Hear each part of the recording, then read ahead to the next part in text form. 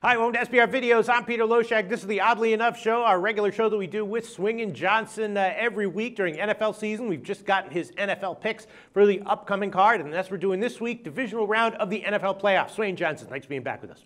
Loshak, it is terrific to be back after a 2-week hiatus. I know you were jet-setting over the holidays, and to think of all those women that you've infected in that short span of time, well, I'm telling you, makes me shudder, but I'm dying to hear the stories, Loshak. All right. Yeah, no, I had a nice vacation. How was your vacation? How did your NFL picks go over these past couple weeks? Well, I'll tell you what, Saturday, after Saturday's action, I wanted to find the deepest hole, jump in it, and hire someone to shovel dirt. It was an absolute nightmare. I love Pittsburgh, and Baltimore absolutely crushed me. Arizona did me wrong, and it was just a bad day. Following day, however, as much as I love Pittsburgh, I loved Indianapolis. They covered, and the Detroit Lions covered. So it was kind of a mixed bag. All right, I just did my call with Al McMorty from BigAl.com, and Baltimore was one of his 5-star picks in the NFL. He's only had 7 5-star picks in his whole life. So apparently Baltimore was a huge side with value, and you missed it. Not only did you miss it, you love the other side. What does that tell you about yourself, Swingin Johnson? It tells me that I got to start hanging around with Big Al more. All right. Well, look, you've held your own over the years in these shows, especially in the playoffs, if I recall correctly. You do kind of well in the playoffs. What do you have for us for the divisional round this year? Okay, well, let's start with Saturday's action, P-Lo. We're talking about the New England Patriots playing host to the Baltimore Ravens. And at first blush, I was kind of surprised at the spread, the way the Pats have been playing as of late. As you remember, in Week 16, they barely snuck by the Jets 17-16 at home. And then in their Week 17 loss to the Bills, 17-9, the offense couldn't even get off they just couldn't get off the ground. But of course, they were playing the backups and yada, yada, yada. But the way Garoppolo, the backup, and Tom Brady, both quarterbacks were running for their lives. The offensive line looked porous. Really didn't give me a whole lot of confidence. Conversely, Baltimore shocked me, not Big Al, but shocked me.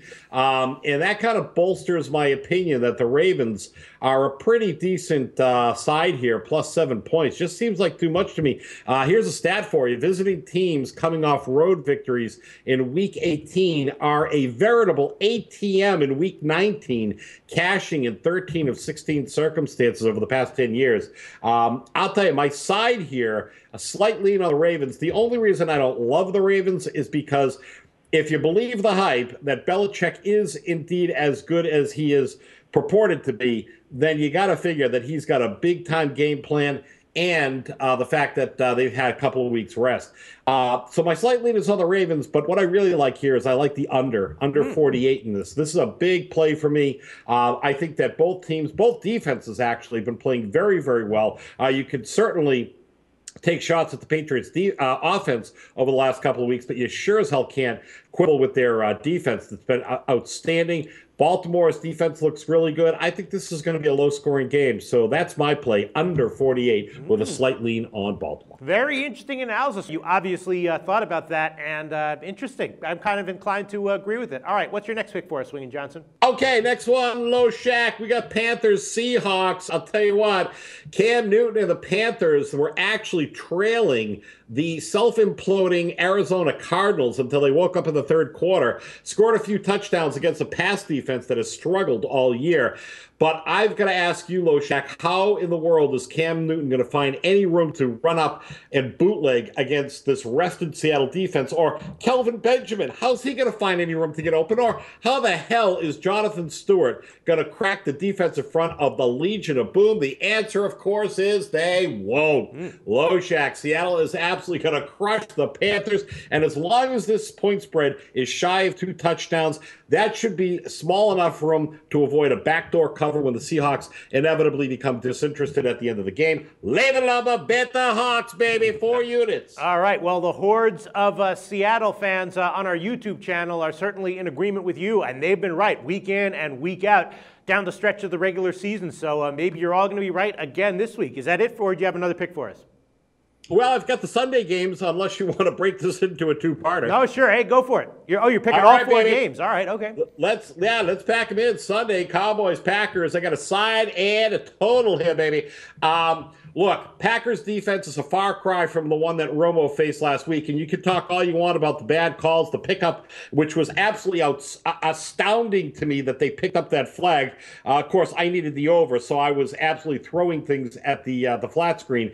But nevertheless, the Cowboys are here, Detroit is not, and the Packers defense they're going to face is going to look like ice cream compared to the one they faced last week. Now, I understand that the Packers' pass defense is decent enough, but they do have a tendency to wilt against top-flight receivers such as, I don't know, Des Bryant maybe? So this isn't to say the Packers are going to strut into Lambeau and walk out with a victory, because I think Aaron Rodgers is going to have a field day against the Cowboys' 26th-ranked passing defense, ring up plenty of crooked numbers. So what does that mean? That means plenty of scoring.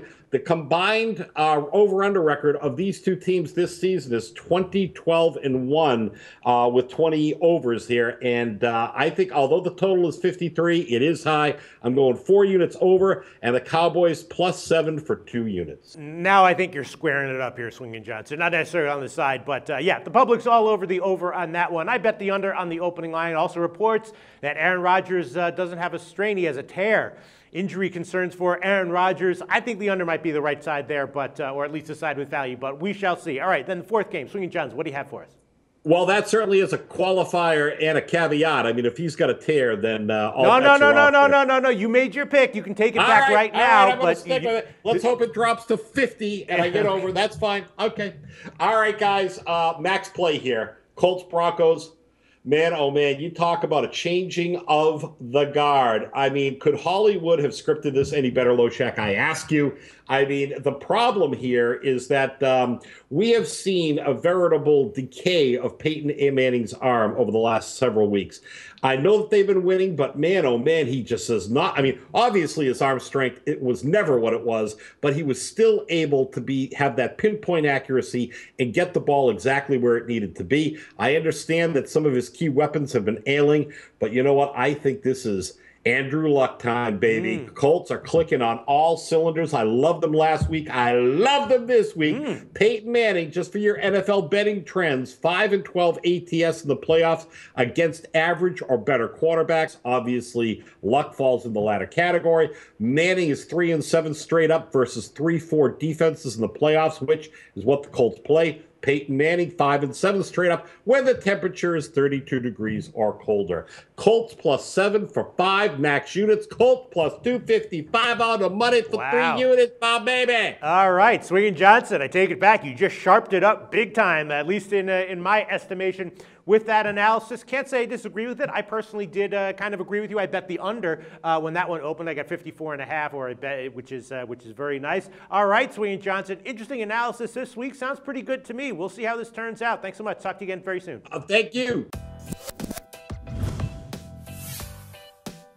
The SBR Network offers free sports picks and game breakdowns, big money free betting contests year-round, a real-time Vegas-style odds monitoring service, and much more. So come see for yourself. To stay updated on SBR news and promotions, follow us on Twitter, Facebook, and Google+, and do be sure to subscribe to the Sportsbook Review YouTube channel to catch all our daily sports shows.